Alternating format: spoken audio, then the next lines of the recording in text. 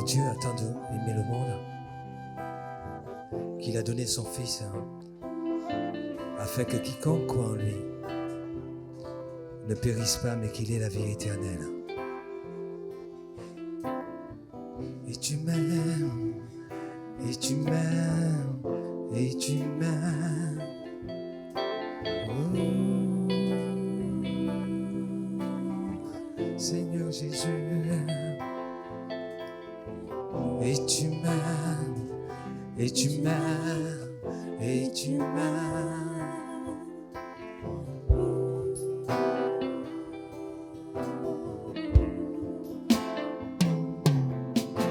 Et tu m'aimes, et tu m'aimes, et tu m'aimes.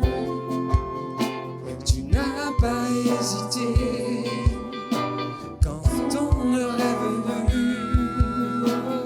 Et tu m'aimes, et tu m'aimes, et tu m'aimes. Tu t'es livré pour moi sur le bois de la honte. Voici venu le jour, les 12 coups ont sonné, une atmosphère de mort planait sur ce jardin. L'angoisse se fait sentir, ta sueur n'est plus que sang, ta volonté soumise, l'amour a triomphé. Et tu m'aimes, et tu m'aimes, et tu m'aimes. Tu n'as pas hésité quand ton heure est venue. Et tu m'aimes, et tu m'aimes, oui, tu m'aimes. Tu t'es livré pour moi sur ce bois de la honte.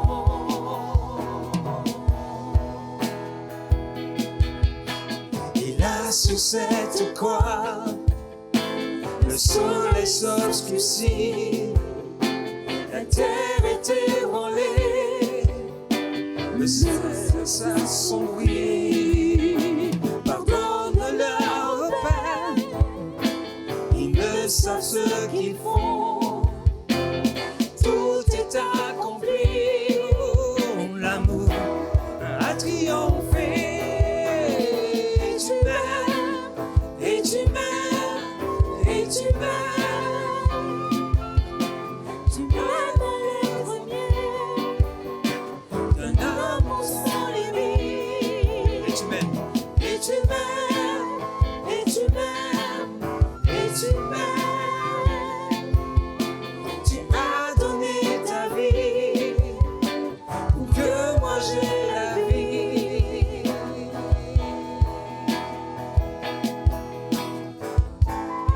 Merci Seigneur pour la croix. Merci Jésus pour ce que tu as fait pour nous.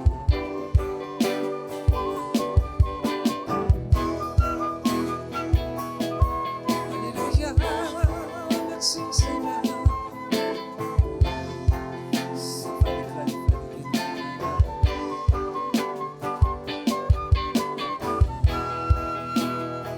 Est-ce qu'on peut le dire? Et je t'aime, et je t'aime, et je t'aime, et je t'aime.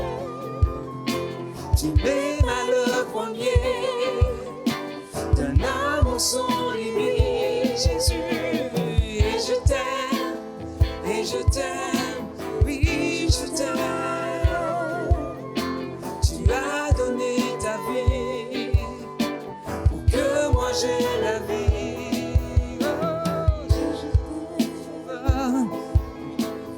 Jésus mon Seigneur, mon chemin, mon abri, ma vérité, ma vie. Jésus mon Sauveur, Jésus mon Seigneur, mon chemin, mon abri, ma vérité. Est-ce qu'on peut le dire encore? Jésus, oh, Jésus mon Sauveur, Jésus mon Seigneur, mon chemin, mon abri.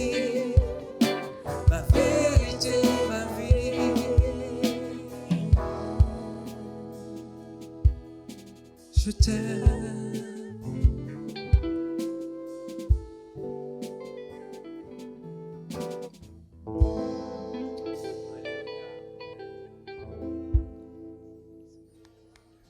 Je loue ton nom éternel, je loue ton nom Jésus, je loue ton nom éternel, éternel est ton nom, glorieux est ton nom, merveilleux est ton nom, souverainement élevé, Jésus.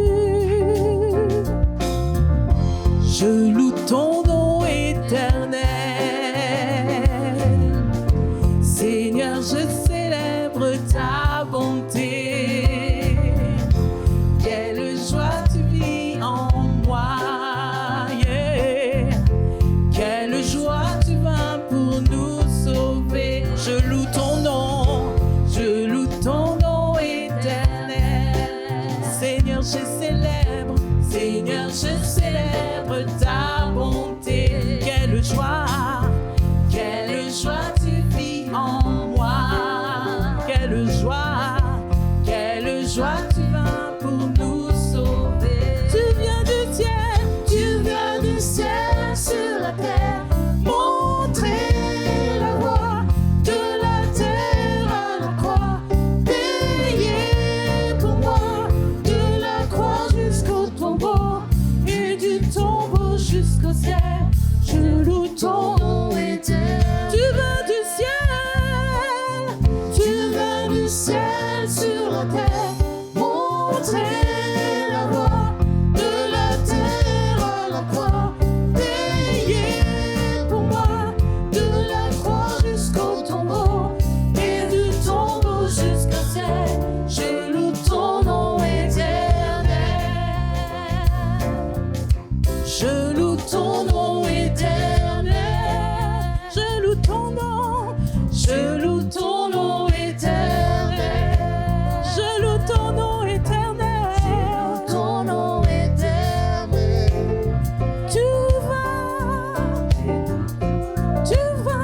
Tu viens du ciel sur la terre, montrer la voie de la terre à la croix, payer pour moi de la croix jusqu'au tombeau et du tombeau jusqu'au ciel. J'ai lu ton nom éternel. Tu viens du ciel sur la terre, montrer la voie de la terre à la croix, payer pour moi de la croix jusqu'au tombeau et du tombeau jusqu'au ciel. Je loue ton nom éternel. Tu viens du ciel sur la terre. Tu viens du ciel sur la terre, montrer la voie de la terre à la croix, payer pour moi de la croix jusqu'au tombeau et du tombeau jusqu'au ciel. Je loue ton nom éternel. Je loue ton nom éternel. Je loue ton nom éternel. Je loue ton nom de tout mon cœur éternel. Je loue ton nom éternel. Je loue ton nom de tout mon cœur éternel. Je loue ton nom éternel. Je loue ton nom éternel. Je loue ton nom éternel. Alléluia. Alléluia. Alléluia. Nous ouvrons la parole de Dieu dans la première épître à Timothée. C'est la suite, ça s'affiche. Nous allons voir la parole. Le mystère de la piété, celui, c'est-à-dire Dieu, manifesté en chair. C'est ce que nous avons vu. Il y en a 6, plusieurs participes passés, verbes conjugués, manifesté, justifié, prêché, j'ai oublié, vu, prêché, cru, élevé. Et nous en avons développé 3 concernant le mystère de Christ, c'est-à-dire Dieu venu, manifesté, Dieu justifié, approuvé par l'Esprit, et Dieu vu des anges, et on a vu tout ça avec de nombreux versets. Bon, je fais comme si vous aviez reçu cette parole qui est un véritable hymne à la gloire du Seigneur. Amen. C'est un hymne, ça. Le mystère de la piété est grand. Dieu a été manifesté en chair, c'est Jésus. Jésus a été justifié par l'Esprit. Jésus a été vu des anges. Et puis, ce matin, par sa grâce, nous apportons les 3 autres éléments. Jésus est Dieu qui a été prêché aux gentils, qui a été cru dans le monde et élevé dans la gloire. Amen. Je veux donc voir ici le mystère de Christ. Et je rappelle ce mot mystère, c'est un mot très important. Le mystère, ce n'est pas quelque chose de mystérieux, ce n'est pas ça. Le mystère, c'est quelque chose qui est caché, en tout cas dans l'Ancien Testament, pendant quelque temps, mais qui est prêt à exploser, à être révélé. Un peu comme quand vous cachez quelque chose pour que les enfants le trouvent. Le but, c'est que les enfants le trouvent, qu'ils aient la joie de trouver ce qu'on leur a caché. Ça peut être un œuf en chocolat, ça peut être n'importe quoi. C'est ça le but. Ou quand papa se cache, c'est pour que le gamin puisse le trouver. Et là, le mystère, c'est quelque chose qui est caché, voilé, jusqu'à ce que le Seigneur dévoile. Et il n'y a pas mieux que nous, qui sommes les gens du Nouveau Testament, sous la grâce, il n'y a pas mieux que nous pour connaître tous les mystères de Dieu. Pourquoi ? Parce que ce qui a été caché dans l'Ancien Testament, le mystère de l'Église n'existait pas. Elle n'est arrivée qu'avec Jésus. Christ c'était juste des promesses. Et Jésus est venu montrer Dieu, manifester Dieu, etc., etc. L'esprit de Pentecôte, de temps en temps, quelques-uns étaient saisis comme Samson, Moïse, remplis, les auteurs des Écritures de l'Ancien Testament. Et nous sommes en plein dedans, et pour nous, tous les mystères se sont révélés. Dieu a déchiré le voile en Jésus, et tout est clair pour nous. Tout est clair. C'est incroyable, c'est merveilleux. Alors donc, là, on voit 3 aspects, et ce mystère de Christ, nous le connaissons par expérience, et nous le connaissons aussi, il y a 2 façons, par l'écriture, par l'expérience et par l'écriture. Quand nous nous sommes convertis, les Écritures nous attendaient, et nous avons fait une expérience. Nous avons pleuré, parlé au Seigneur, pour la première fois, nous avons découvert à la fois sa sainteté, on pleure, larmes amères, et puis après, larmes de joie, sa bonté, sa miséricorde. Vous voyez ? C'est donc dans la prière, par l'Esprit, et c'est aussi par l'Écriture. Or, il faut savoir ceci, c'est que ceux qui se sont convertis au début n'avaient pas les Écritures, ils avaient juste l'Ancien Testament, où c'était encore Christ, un mystère. Et il fallait vraiment, vraiment une grande révélation de Dieu pour comprendre le mystère caché en Christ. Et c'est après qu'ils ont eu la parole. Après, peut-être étaient-ils morts, mais bon, il y a des textes qui ont été rédigés en l'an 60, dans les années, Paul, c'est entre les années 50 et les années 60, après Jésus-Christ. Mais les premiers chrétiens, waouh, Jésus est mort à environ 33 ans, n'avaient pas ce que nous avons. Nous avons donc 2 moyens pour connaître la gloire de Dieu, à savoir Jésus-Christ. Sa parole, l'Écriture, ne me parle que de lui, surtout le Nouveau Testament. Là, mais il est aussi dans l'Ancien Testament. Et bien sûr, la vie de prière, la vie avec le Saint-Esprit. Le Saint-Esprit révèle Jésus. Jésus l'a dit, regardez, dans Jean 14, Jean 15, Jean 16, il parle beaucoup du Saint-Esprit pour montrer que finalement, le Saint-Esprit glorifie le Fils. A-t-il parlé de lui-même, le Saint-Esprit ? Peut-on l'adorer ou le prier ? Non plus. Cependant, ce n'est pas marqué. Cependant, le Saint-Esprit, Jésus a dit, il parlera de moi. Et il est ce révélateur, ce projecteur qui nous parle du Fils. Amen et amen. Donc le plus important pour nous, de tous les mystères cachés, le plus important, c'est le mystère de Christ. Et le plus important pour nous, c'est de rencontrer la personne vivante de Jésus. Je m'adresse à ceux qui ne connaissent pas le Seigneur et je leur dis, vous avez besoin de rencontrer Jésus. Ah, mais j'ai des problèmes comme des baleines. D'accord. Je suis débordé de partout. D'accord. Problème numéro 1, tu dois rencontrer Jésus. Savez-vous qu'en rencontrant Jésus, il y a beaucoup de nos problèmes qui sont réglés. Nous n'aurons ni à nous battre, ni à demander, ni à prier, ni à intercéder, parce que la rencontre avec Jésus règle beaucoup, beaucoup de nos problèmes. Je ne dis pas tous, mais beaucoup de nos problèmes. Alléluia. Amen. Et parfois, ça nous arrive, vous et moi, ça nous arrive, on a un problème, on va vers le Seigneur pour intercéder, pour prier, et même on dit, allez, je jeûne, je prends ce jour, allez, je vais jeûner. Et quand nous entrons dans le jeûne, Dieu nous dit, fais-moi un jeûne de joie, d'action de grâce, pour me remercier, pour me bénir. Fais un jeûne sans rien demander, juste pour m'adorer. Ça vous est arrivé, ça m'est arrivé. Et qu'est-ce qu'on fait? Ah ben oui.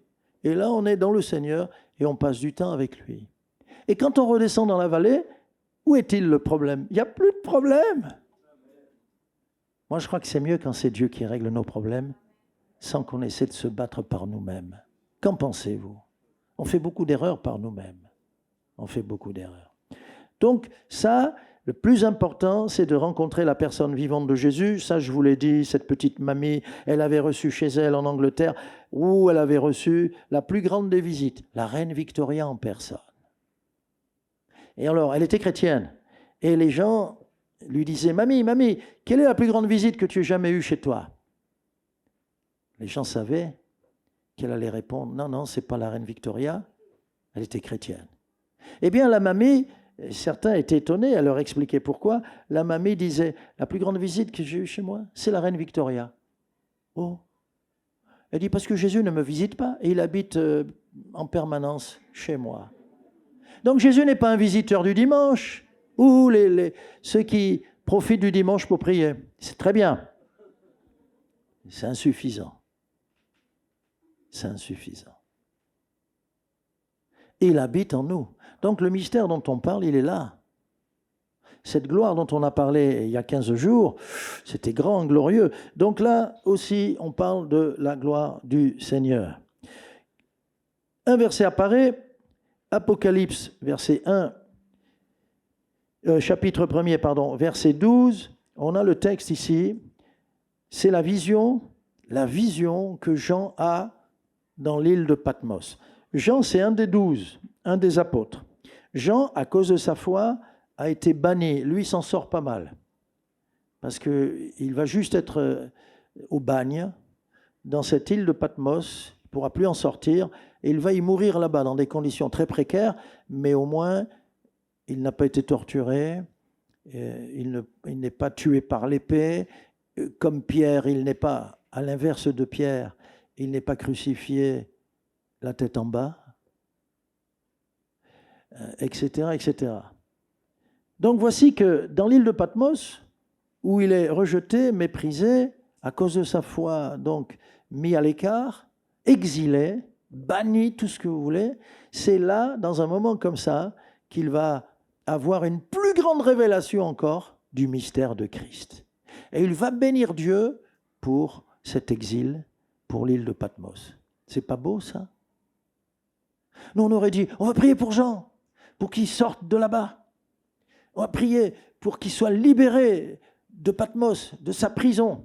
Non. Là où nous pensons qu'il y a des ténèbres, là où nous pensons que l'adversaire a pris autorité sur le serviteur de Jésus, c'est là qu'il va faire la plus belle expérience qui soit. L'Apocalypse va être reçu en révélation dans l'île de Patmos. Amen. Nous, on croit que quand tout est facile, Dieu parle. Moi, je pense que c'est même plus difficile quand tout va bien que Dieu nous parle. Parce que s'il parle, on n'écoute pas. Mais c'est quand ça va mal qu'il nous parle le plus. Et c'est à Patmos et pas ailleurs qu'il reçoit ce livre extraordinaire qu'est l'Apocalypse. Il voit des choses, pour lui, c'est des choses qui sont devant lui, des siècles et des siècles devant lui. Mais tout de suite, parce que c'est le livre de Jésus, l'Apocalypse. C'est le livre de Jésus qui vient en conquérant et qui va juger les nations. Satan aussi va être jugé. Et avant tout, dans l'Apocalypse, au premier chapitre, il a la révélation du mystère de Christ. Et ça vaut la peine que nous, on lise ça, même si on ne comprend pas grand-chose, au moins on lit ça. Qu'est-ce qu'on lit? Alors, il entend une voix, etc. Verset 12. « Je me retournai pour connaître quelle était la voix qui me parlait. Et, après m'être retourné, je vis 7 chandeliers d'or. 7 chandeliers d'or. Et au milieu des 7 chandeliers, quelqu'un, on sait qui est ce quelqu'un, Jésus, quelqu'un qui ressemblait à un fils d'homme, vêtu d'une longue robe et ayant une ceinture d'or sur la poitrine. On poursuit. Sa tête et ses cheveux étaient blancs comme de la laine blanche, comme de la neige. Ses yeux étaient comme une flamme de feu. Ses pieds étaient semblables à de l'airain, l'airain, le bronze, le métal ardent, comme s'il eût été embrasé dans une fournaise. Et on termine. Et sa voix était comme le bruit de grandes eaux. Il avait dans sa main droite 7 étoiles. De sa bouche sortait une épée aiguë à 2 tranchants. Et son visage était comme le soleil lorsqu'il brille dans sa force. Amen. De cette vision, quand je médite, je ne comprends pas grand-chose parce que c'est des détails qui m'échappent. Une épée qui sort de sa bouche. Bon, mais sa bouche, la parole de Dieu, il est dit dans Hébreux au chapitre 4 que c'est une épée. Vous voyez les analogies. Bon. Mais ce que je retiens, c'est que Jésus est là tout baigné, auréolé d'une lumière, on pourrait dire une sorte de lumière atomique. Une lumière extraordinaire. Un éclat, une lumière, une splendeur. Et cette vision, il a là, si tu as cette vision, quelles que soient tes difficultés, tu es rassuré, tu es fortifié, tu oublies ton problème.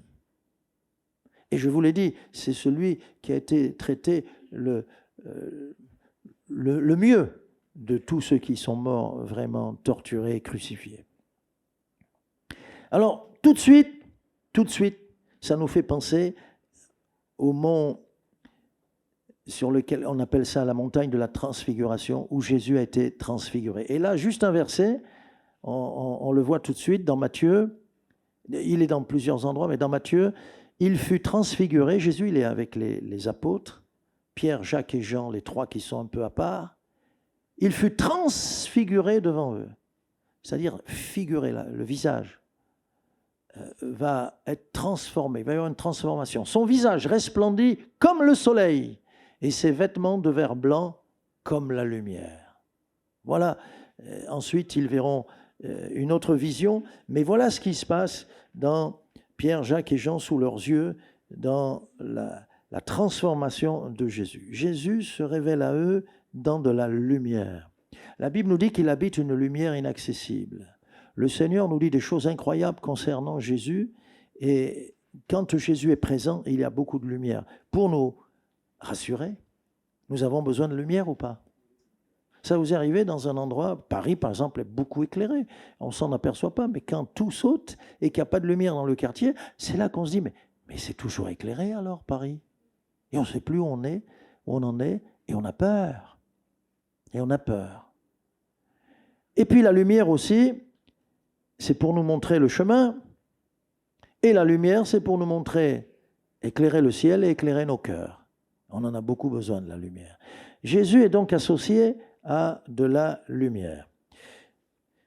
Les 3 points, c'est le mystère de Christ, Christ prêché aux gentils, cru dans le monde, élevé dans la gloire. Le premier point, prêcher aux gentils.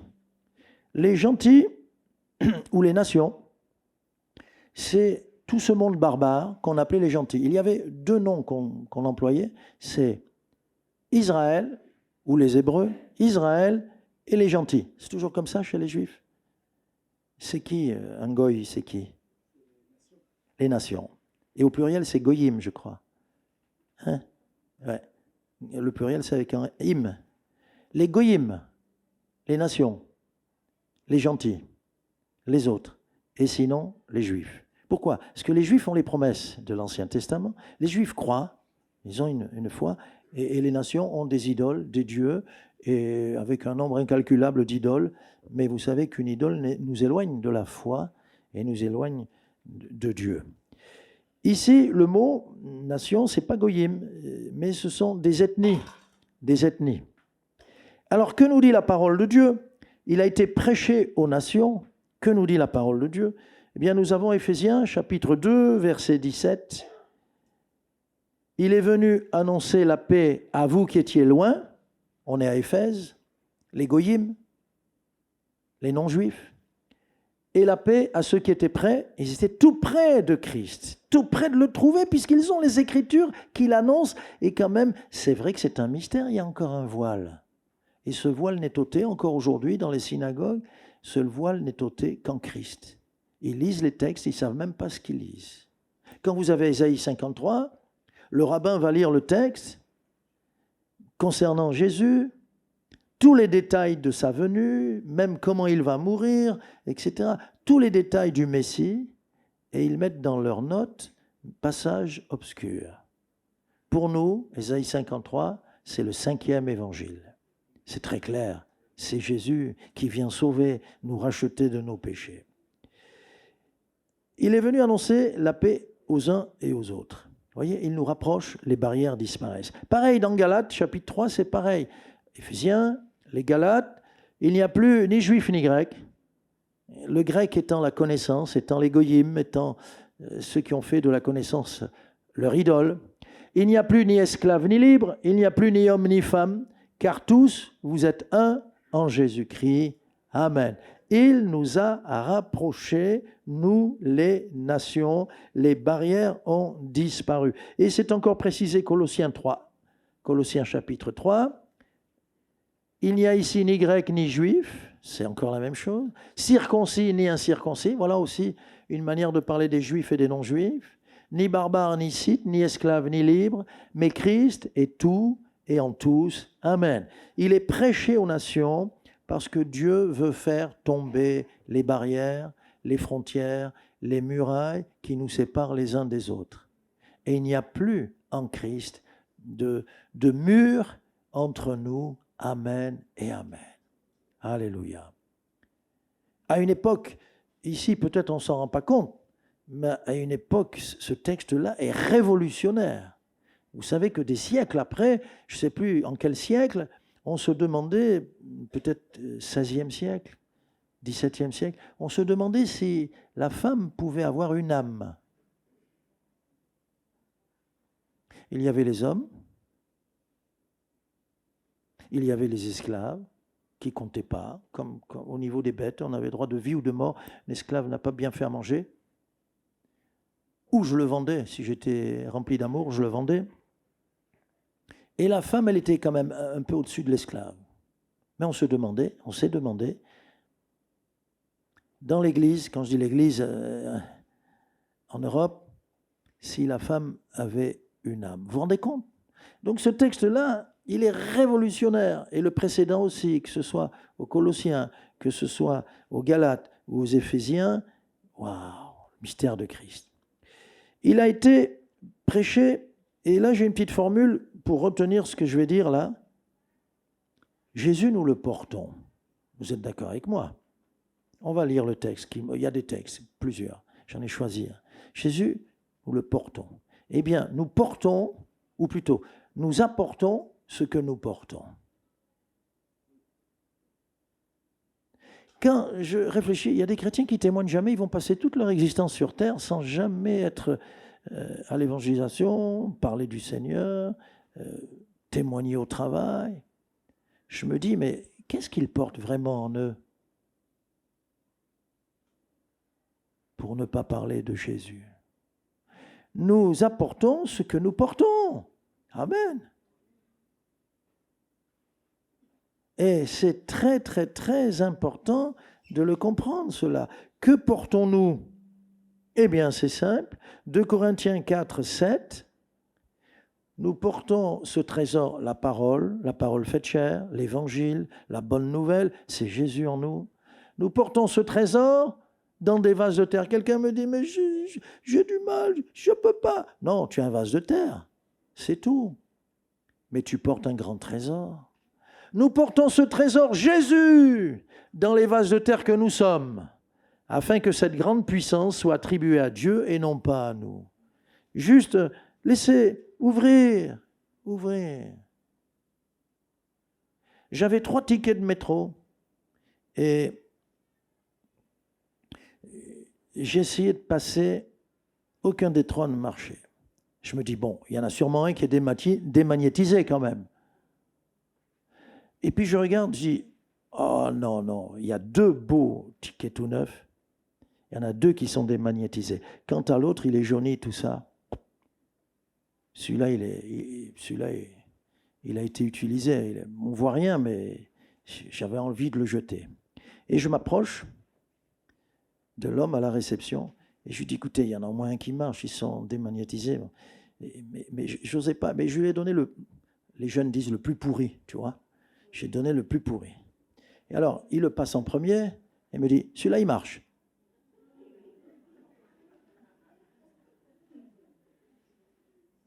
Non. Et puis les 2 autres, très beaux, tout neufs. Ah, il me dit, il me le change, et il me dit, il ne faut pas se fier aux apparences. Ah, s'il commence comme ça la journée, j'avais ma Bible, je dis, monsieur, ce que vous dites là, c'est dans la parole de Dieu, et j'ai commencé à l'évangéliser. Un ticket de métro, t'ouvres la voie. Oui ou non? Bien sûr. Etc., etc. Mais même, nous devons parler, un amoureux parlera de sa fiancée. Un gars qui est amoureux, quand il vient me voir, j'ai quelque chose à te dire, je dis stop, t'es amoureux. Ah, comment tu le sais? Ben, ça se voit. Et une fille amoureuse, alors là, elle flotte. Elle n'est plus assise sur sa chaise. À la hauteur où elle est, on dit waouh, elle est drôlement amoureuse. Et après, quand elle va le dire à sa maman, la maman, elle sait déjà. Ah bon, comment tu as deviné? Un amoureux se trahit. Il veut parler de l'amour qu'il porte à quelqu'un et de l'amour qu'il reçoit aussi. Parce que ça nous fait du bien. Eh bien, quelqu'un, c'est ce que nous disent les musulmans, les musulmans qui se sont convertis à Jésus, nos frères ex-musulmans, nous disent, tu sais, chez nous, au bled, quand quelqu'un se convertit, un gars ou une fille, ça se voit tout de suite et la famille l'attrape. Avant même qu'elle ouvre la bouche, parce qu'elle a changé. C'est plus la même attitude. Elle porte Jésus, elle sent l'odeur, le parfum de Christ. Et mes amis, c'est incroyable ce qui se passe à ce moment-là. C'est qu'ils enclenchent un processus de persécution à la maison. C'est terrible. Bien, alors, notre vie témoigne et nous sommes tous des proclamateurs. Tous. Témoins, évangélistes, proclamateurs. Comme l'apôtre Paul. Dans notre sphère, la famille, ou l'école, la fac, ou le boulot, le travail, dans le quartier. Et regardez l'exemple de Paul, acte 26, verset 20. Acte 26. Il dit à ceux de Damas, parce que c'est là-bas qu'il s'est converti, sur le chemin de Damas. Puis après, on l'a amené à Damas, il était aveugle. Vous savez ce qui s'est passé. Dans la rue qu'on appelle la droite, et il a eu rendez-vous avec Ananias. Savez-vous qu'aujourd'hui encore, à Damas, il y a une rue qui s'appelle la droite. Et c'est quelque part dans cette rue qui monte un peu que l'apôtre Paul s'est converti. À Damas d'abord, puis à Jérusalem, dans toute la Judée et chez les païens. Alors, on quitte Israël. Chez les païens, j'ai prêché la repentance et la conversion à Dieu avec la pratique d'œuvres dignes de la repentance. Alléluia. Donc on voit les sphères, on voit comment il va commencer et petit à petit s'étendre par son témoignage. C'est formidable, formidable. Colossiens 1, 23. Là encore, le texte, c'est bien ce premier point, il a été prêché aux nations. Demeurez fondés, inébranlables dans la foi, sans vous détourner de l'espérance de l'évangile que vous avez entendu, qui a été prêché à toute créature sous le ciel, et dont moi, Paul, j'ai été fait ministre. C'est vrai que lui, il était à plein temps pour prêcher, par révélation du mystère de Christ. Il a évangélisé les nations, les païens, partout, et il a amené beaucoup de monde au Seigneur. Mais nous aussi, nous devons faire ce que le Seigneur nous commande. Il avait le feu, Paul. Acte 9 nous donne une précision supplémentaire. Acte 9. Aussitôt, donc à Damas, aussitôt il prêcha dans les synagogues que Jésus est le Fils de Dieu. Vous imaginez la bombe? Qu'est-ce qui se passe si aujourd'hui on va le faire? Aussitôt il prêcha. Et le mot prêcha, j'aime bien ce texte, c'est formidable.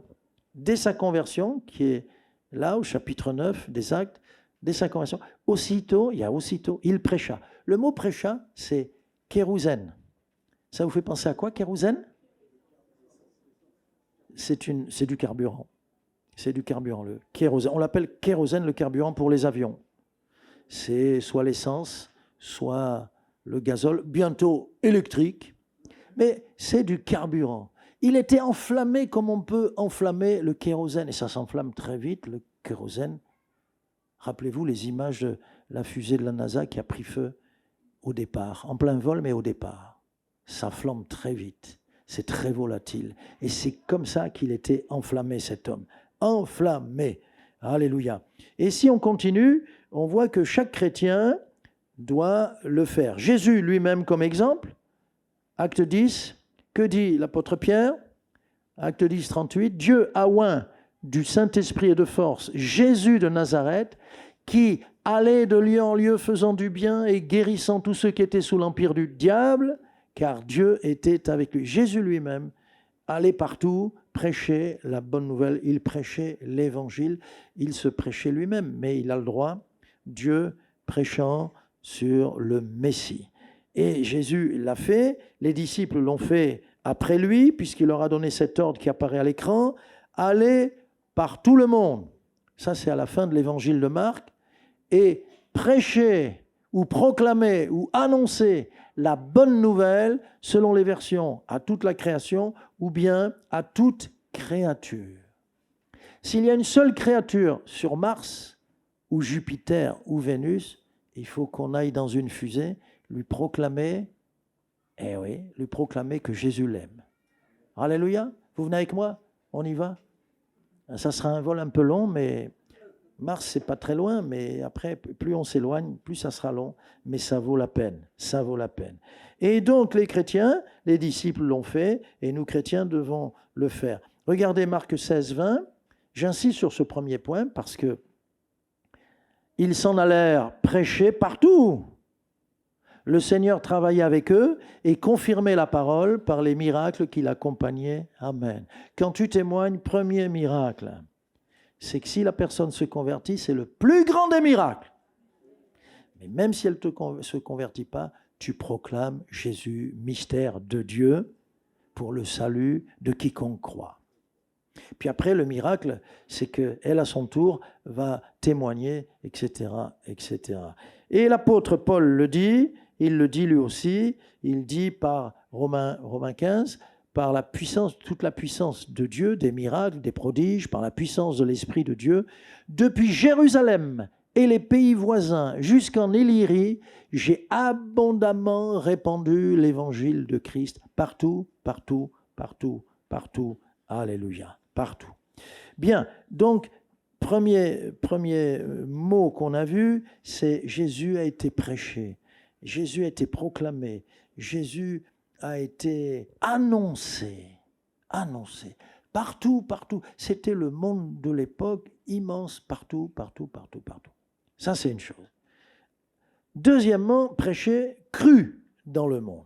Il a été cru, c'est-à-dire, cru, croire, c'est-à-dire reçu et accepté. Et on est étonné parce que nous savons qu'il y a beaucoup d'opposition à Christ. Et il y en aura toujours. Parce qu'il y aura toujours des gens qui seront en ennemis de la croix, opposés à la parole de Dieu, opposés à Christ. Vous avez quelqu'un qui est votre ami, dès que vous dites qui vous êtes, c'est la guerre. Vous l'avez remarqué, ça? C'est la guerre. C'est la guerre. Ici, donc, ce deuxième point, c'est que des gens ont cru en Jésus. C'est quoi croire en Jésus? C'est lui faire confiance. C'est lui donner notre vie. C'est Jésus sur le trône de notre cœur. Ou si nous sommes comme un bateau, c'est Jésus qui est à la barre, qui décide où on doit aller. C'est pas je vais écrire ce que je vais faire pour le Seigneur, Seigneur, je suis un bon chrétien. Tiens maintenant, signe en bas de la page. Vous croyez que ça marche comme ça avec le Seigneur?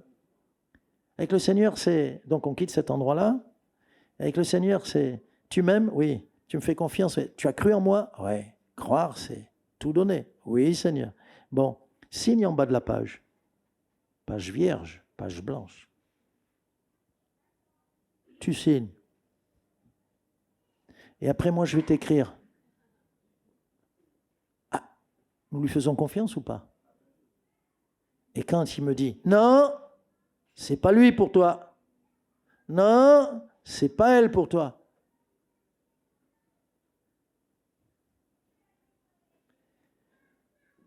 Croire ici, le mot, il a été cru dans le monde, c'est le mot pistis, c'est la foi. C'est la repentance, la foi. Nous prêchons la parole de foi, dit Paul aux Romains. Et Jésus a réclamé, il a demandé à ce que nous lui fassions confiance totalement à 100%. Croire en lui, mettre notre confiance en ses paroles, en son œuvre ou ses œuvres, en sa puissance. Waouh! Jean 14, il le dit, Jean 14, 1, il dit comme ça, que votre cœur ne se trouble pas, croyez en Dieu et croyez en moi. Et après, il fait la promesse de ce qui nous attend dans l'éternité. Mais il dit, croyez en moi, croyez en moi. Une foi simple, comme celle d'un enfant. La foi d'un enfant, elle est totale. Vous l'avez remarqué? Vous mettez un enfant ici sur le bord, un petit, on peut en appeler un, hein, et il faut qu'il y ait son papa pas loin, et on met le papa en bas. Et on dit à l'enfant, allez, saute. Le papa lui dit, saute mon petit. Va-t-il sauter ou pas? Papa recule un peu. Papa lui dit, allez, saute encore. Va-t-il sauter ou pas? Puis après, pour lui, c'est tout simple. Il ne calcule pas le danger, rien. C'est son papa qui lui a dit, et c'est son papa qui l'attend en bas. Alléluia. C'est ça le chrétien. Mais il y a des chrétiens qui sont là.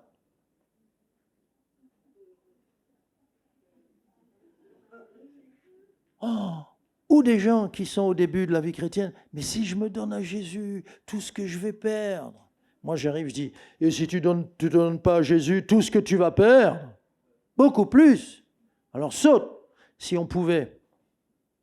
Mais on ne peut pas. Mais on ne peut pas, parce que c'est personnel.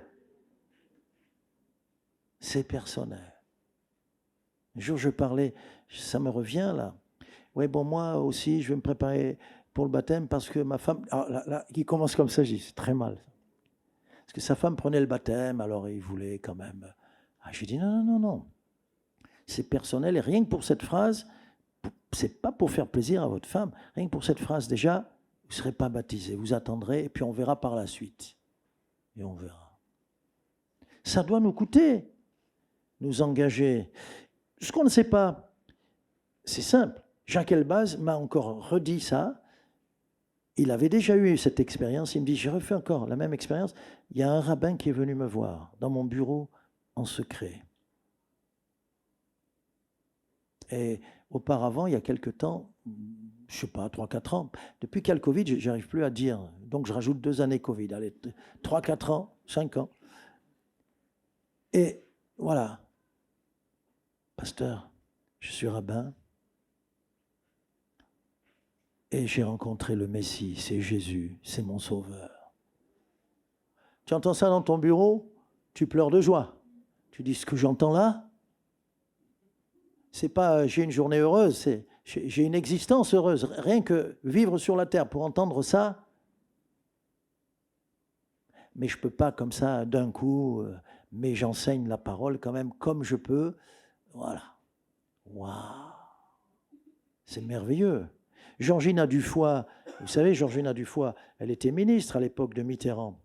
Et elle nous a dit, on était là, on était une 50aine de pasteurs avec elle, il y avait son garde du corps, tout ça, mais elle nous a dit, vous savez, à quoi ça sert? Je vais au journal télévisé, je leur dis, je suis chrétienne, tout ça, et puis je dis tout d'un coup comme ça. Qu'est-ce qu'ils vont comprendre? Elle dit, mais je témoigne, je fais mon travail. Savez-vous qu'elle a emmené François Mitterrand au Seigneur le dernier mois de sa vie? Et il est mort vraiment, vraiment converti, en ayant eu la révélation de Jésus, son Sauveur. Alléluia. Alors bon, un SDF qui passe, puisqu'il n'y a pas de grands, de petits, d'hommes libres et d'esclaves, il est tout aussi important que M. Mitterrand. Mais c'est pour vous dire que, et on le voit là, que des hommes se mettent à croire. Ils se mettent à croire. On oublie, les gens religieux sont dangereux. C'était les ennemis numéro 1 de Jésus. Mais les gens religieux, parmi eux, beaucoup se sont convertis. Regardons ce qui est dit dans les récits des Actes, au fur et à mesure que l'Évangile avance. Acte 6, la parole de Dieu se répandait de plus en plus, ça on l'a dit tout à l'heure, proclamée, mais maintenant crue. Le nombre des disciples augmentait beaucoup à Jérusalem et une grande foule de sacrificateurs obéissait à la loi. Ce verset, à la foi, pardon, mais la loi d'amour, pour ça que je pensais. Il n'y a plus de loi, mais Jésus est venu accomplir la loi. Ils obéissaient à la foi chrétienne, ils obéissaient au Messie, ils obéissaient à Jésus. Ce verset et d'autres, on les oublie, mais des gens religieux, hostiles, se tournaient vers le Seigneur. Et ici, quand même, une grande foule, beaucoup se tournaient vers le Seigneur. Il est cru, c'est-à-dire reçu, accepté comme le Sauveur. Et le monde de l'époque, Matthieu 4, 24, Jésus, il est dit de Jésus, sa renommée se répandit dans toute la Syrie et on lui amenait tous ceux qui souffraient de maladies et de douleurs, de divers genres, des démoniaques, des lunatiques, des paralytiques, et il les guérissait. Amen. Sa renommée. C'est pour ça qu'il faut penser à ce verset de Paul qui disait « Au milieu de la gloire et de l'ignominie, de la bonne et de la mauvaise réputation. » Et Jésus, s'il était haï, s'il était maudit, si on racontait toutes sortes de fausses choses, on disait même qu'il avait un démon et que c'était au nom de Belzébub, de la puissance du diable, qu'il chassait les démons. Mais en même temps, on peut dire qu'il était aimé, que son royaume était déjà établi. On voit dans Matthieu 4, on le voit au début des Actes, tout de suite, et Acte 6 encore plus, qu'il avait un royaume dans les cœurs des hommes et des femmes de tout milieu, de toute situation sociale, en haut, en bas de l'échelle sociale. C'était formidable. Il a été cru dans le monde. Et là, si quelqu'un pense que tout a été écrit dans la Bible, non, il n'a plus à Dieu de consigner la parole. On ne peut plus ajouter un iota, ni retrancher d'ailleurs un iota. Mais voici ce qu'il est dit dans Jean. Jean dit bien ceci, Jésus a fait encore beaucoup d'autres choses. Si on les écrivait en détail, je ne pense pas que le monde même pût contenir les livres qu'on écrirait. On est fiers de la bibliothèque nationale que nous avons là, à Bercy, avec les 4 livres ouverts verticaux. Là. On est fiers de la bibliothèque d'Alexandrie qui est parmi les merveilles du monde. On est fiers de tout ça, mais tout ça et tout ce qu'on pourrait faire, et si on avait écrit tout ça, le monde n'aurait pas pu contenir tout ce que Jésus a fait. Alléluia. Il a été reçu, il a été cru. Des gens ont fait des expériences extraordinaires en mettant leur foi dans Jésus. Et ça continue encore ici, et ça n'est pas fini. Et ça n'est pas fini. Et je termine, le dernier point concernant le mystère de Christ, Dieu au milieu de nous, c'est qu'il a été, Jésus, élevé dans la gloire. Il a été élevé dans la gloire. Élevé en grec, allez, je vous donne un mot de grec, comme ça va faire bien. Hein? Analambano, dites-le avec moi, analambano, reçu en haut. Reçu en haut. C'est-à-dire par le Très-Haut. C'est-à-dire, il est attendu par le Tout-Puissant. Analambao. C'est le ressuscité. J'aimerais qu'on chante ce chant tout à l'heure. J'aimerais qu'on chante ce chant. Il est venu du ciel, où ça? Sur la terre. De la terre à la croix, de la croix au tombeau, mais à la fin, et du tombeau vers le ciel. Il est venu du ciel et il retourne au ciel. Nous, c'est le contraire. On est de la poussière et on retournera.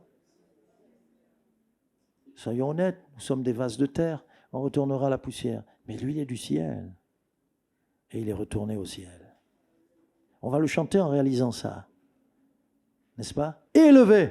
Jésus, c'est le mystère de Christ élevé. Sa position aujourd'hui, après la croix c'était hier, aujourd'hui sa position c'est le trône. Nous avons un Dieu qui est sur son trône.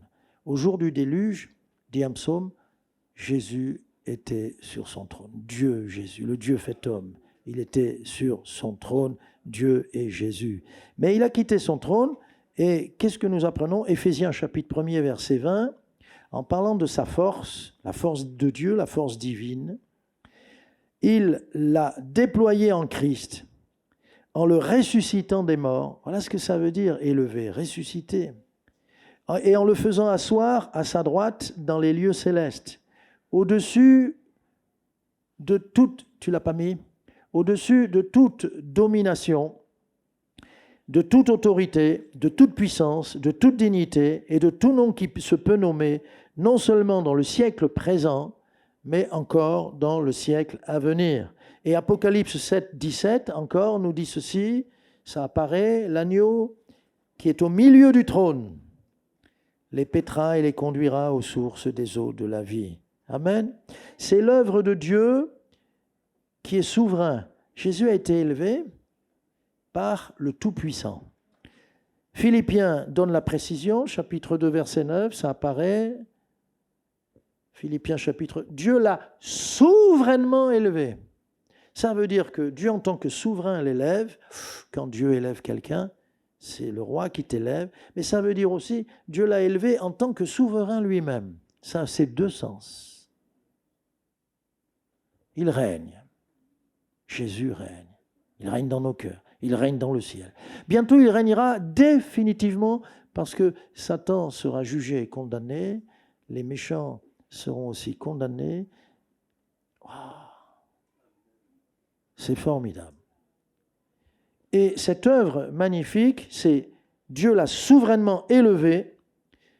Luc 14, ça apparaît aussi, Luc 14, verset 51, c'est pendant qu'il les bénissait, il se sépara d'eux et fut enlevé. Bientôt, nous allons être enlevés, un vrai rapt, un kidnapping. Le Seigneur va venir nous chercher, nous enlever. Mais Jésus l'a été, comme prémisse, comme premier homme avant tous les hommes. Il y a un homme dans le ciel. Avant, il y avait le Fils dans sa gloire. Maintenant, il y a un homme dans le ciel. Il n'avait pas encore revêtu son humanité. Donc, il a été enlevé, l'enlèvement. Et il est parti au ciel. Vous voyez, c'est des précisions, toujours de ce Dieu élevé. Et puis Éphésiens 4 nous dit, celui qui est descendu, et c'est le même qui est monté au-dessus de tous les cieux, afin de remplir toutes choses. Amen. Élevé, enlevé, il est monté, et tout cela souverainement. Donc, pour terminer, Jésus n'est pas n'importe qui. Amen. Dis à ton voisin, tu sais, Jésus n'est pas n'importe qui. Ça n'est pas n'importe qui, il n'est pas n'importe qui. Alléluia. Amen. Donc, en conclusion, les moyens pour le connaître. Les moyens pour le connaître, la parole et l'esprit. Mieux le connaître, c'est mieux l'aimer, vous êtes d'accord? C'est mieux l'aimer. Et mieux l'aimer, c'est donc mieux le servir. Et mieux le servir, c'est mieux l'annoncer aux autres. Amen. Si je le connais bien, le Seigneur, j'irai témoigner. Si je le connais bien, je connais bien son amour et son pardon, j'irai l'annoncer, le proclamer. J'irai le dire. Amen. Voilà. Alors nous avons là 3 aspects, mais tu peux revenir sur le premier verset dans 1 Timothée 3,16, le premier, parce qu'il y a là les 6 mots. Manifesté en chair, justifié par l'Esprit, vu des anges, prêchez et faisons-le aux gentils, aux païens, à ceux qui ne le connaissent pas, cru dans le monde, avec l'espérance que la semence que nous jetons va porter du fruit. Élevé dans la gloire. Amen. Quand je prie, je sais qu'il est en moi, mais je sais qu'il est sur son trône. Ma prière, elle revêt un caractère glorieux parce que je ne prie pas une idole. Le Seigneur nous dit que les idoles ont des mains mais ne donnent pas, ont une bouche mais ne parlent pas, ont des oreilles mais n'entendent pas. Non, non, non. Mon Dieu à moi, c'est le Dieu vivant qui est sur un trône. Je prie le roi, je prie le Tout-Puissant, je prie celui qui a ouvert la porte, je prie celui qui m'accueille, je prie celui qui a un cœur de berger, je prie celui qui est au-dessus de toutes mes difficultés, de tous mes ennemis. Quand je prie, je suis avec lui. Donc il m'élève. Je suis dans sa présence. Je suis dans le ciel. Bien-aimés, nous sommes dans le ciel. Voilà la gloire, mystère de Christ. Très succinctement, très rapidement, c'est des petits flashs parce que nous avons toute la parole de Dieu pour mieux le connaître. Amen. Donc si on te dit, tu es pris de court, on te dit, mais la gloire de Dieu, elle est où? Christ. Christ. Il est l'éclat de sa grandeur. Il est la lumière de ce royaume de lumière. Il représente le Père, Christ. Et le miracle, tu dis, il vit en moi, il veut vivre en toi. Il veut vivre en toi. Il sera cru, les gens vont croire en lui. Ne regardons pas que certains vont le rejeter, mais sachons que beaucoup vont croire en lui. Amen. Seigneur, tu es le plus important, pas seulement en tant que personnage historique, pas seulement celui qui a marqué notre calendrier. Nous sommes en 2022 par rapport à ta naissance. Pas seulement ça. Pas non plus parce que beaucoup de lois se sont calquées à tes paroles et à tes lois d'amour, même si elles sont plutôt pâles. Une reproduction pas trop fidèle, mais quand même. Mais Seigneur, tu es extraordinaire. Parce que tu règnes dans les cieux et tu règnes sur la terre. Et que tu as tout pouvoir dans les cieux et tout pouvoir sur la terre. Ton autorité est manifeste. Mais le plus important et le plus grand miracle, c'est que tu habites en nous et que tu règnes en nous. Merci Seigneur.